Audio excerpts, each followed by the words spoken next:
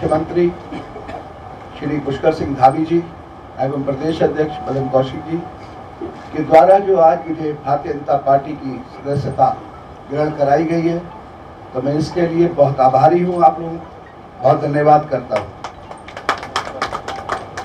मैं राजनीतिक जीवन शुरू करने से पहले कहना चाहूँगा कि सामाजिक व्यापारिक जीवन में पूरी शिद्दत से काम किया। उसके बाद आम आदमी पार्टी भी मैंने ज्वाइन करी। वहाँ पर भी जो जिम्मेदारियाँ मुझे मिली उनको भी मैंने अपनी पूरी क्षमताओं के साथ निभाया। आज भारतीय जनता पार्टी में एक सदस्य के रूप में सदस्यता लेने के बाद मैं चाहूँगा कि उत्तराखंड प्रदेश में युवा और यशस्वी और एक विजन वाले मुख्यमंत्री जी श्री पुष्कर सिंह धामी जी के हाथ में जो प्रदेश की बागडोर दी गई है और जिस तरीके से उन्होंने अपने प्रथम कार्यकाल में जो फैसले किए, तो तब भी मन में कहीं ना कहीं कुछ होता था और लगता था कि हम भारतीय जनता पार्टी को रोक नहीं पाएंगे, जिसमें एक अहम फैसला सर्वप्रथम उन्होंने उत्तराखंड की जन भावनाओं को ध्यान में रखते हुए देवस्थलम बोर्ड पर जो उनका फैसला था वो वास्तव में पूरे उत्तराखंड की जन भावनाओं का फैसला था। सबसे पहले तो दीपक बाली जी का बहुत अभिनंदन करता हूँ, बहुत स्वागत करता हूँ कि वो एक प्रखर छात्र नेता के रूप में, एक प्रमुख व्यवसायी के रूप में, एक उद्योगपति के रूप में भी और एक नेता के रूप में भी और एक संघर्षशील व्यक्तित्व के रूप में भी हमेशा लोगों के बीच में जाने जाते रहे हैं। और वो थे वहाँ जरूर, लेकिन इनकी विचारधारा में हमेशा से राष्ट्रवाद था। आम आदमी पार्टी पूरी तरह से साफ हो गई है, हाफ नहीं हुई है बल्कि साफ हो गई है। तो ये पूरे देश के अंदर चलेगा। अभी हिमाचल का आने वाला चुनाव है, हमारे बगल में है, हिमाचल के लोग भी देख रहे हैं और हिमाचल में भी पूरी की पूरी पार्टी वहाँ के प्रदेश अध्यक्ष समेत वहाँ के सभी पदाधिकारियों ने आम आदमी पार्टी को अलविदा कह दिया है। गुजरात में भी कह दिया है। तो निश्चित रूप से देवभूमि उत्तराखंड से पूरे देश के अंदर ये संदेश है कि आम आदमी पार्टी की जो स्थिति उत्तराखंड के अंदर हुई है वो पूरे देश के अंदर होगा, क्योंकि हिमालय में जो काम होता है, हिमालय से जो ऑक्सीजन जाती है वो पूरे देश के अंदर वही हवा बहती है। इसलिए ये हवा यहाँ से बह गई है और ये लगातार बहती रहेगी। आज मैं बधाई देना चाहता हूँ देश के प्रधानमंत्री नरेंद्र मोदी जी को। मैं बधाई देना चाहता हूँ देश के रक्षा मंत्री जी को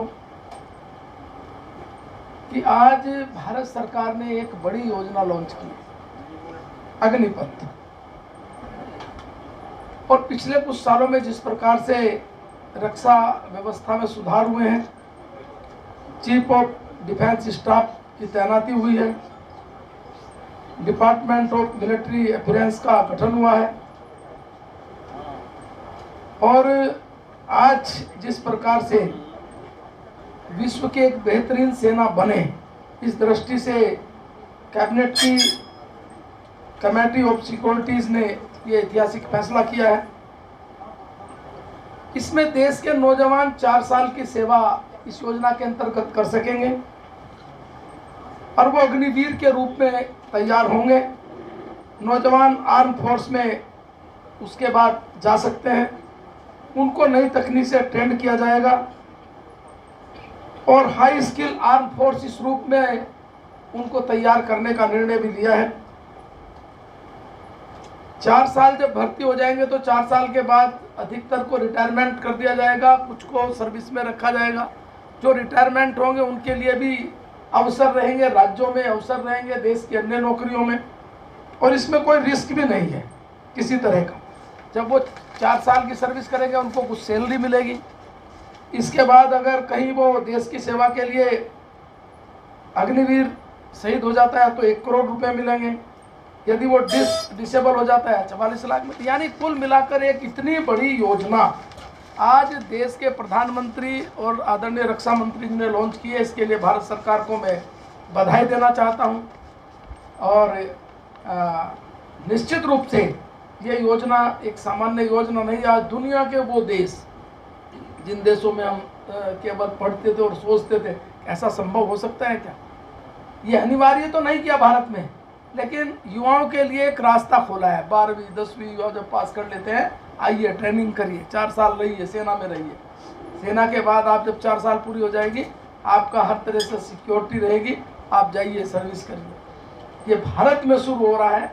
एक वास्तव में जैसा लगता है कि ऐसा कभी भारत सोच सकता था, लेकिन अब सोचने से आगे बढ़ के हमने करने का निर्णय लिया है। मैं पुणे प्रधानमंत्री और रक्षा मंत्री जी को बधाई देता हूँ, भारत सरकार को बधाई देता हूँ।